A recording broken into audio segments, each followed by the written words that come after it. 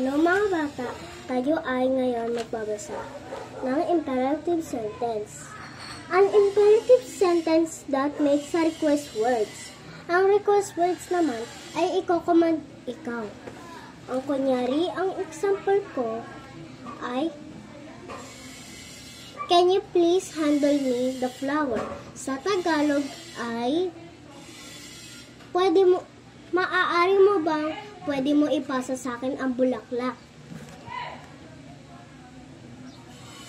Like please, may, kindly, well in others. Sa Tagalog, ang please ay basta. Hindi ko kasi alam kung ano yun. Ito, magbabasa na tayo ha. Example, please let me go see the band. Repeat after me. Pagkatapos ko magbasa, ikaw naman magbasa. Example, please let me go to see the band. Ganyan, correct. Kindly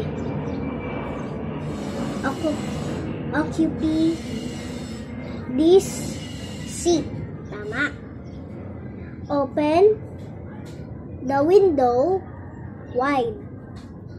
Come back immediately. Tama.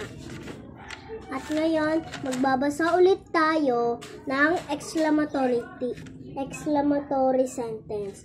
An exclamatory sentence is a statement that expresses a strong feeling or emotion, such as joy, anger, fear, and surprise.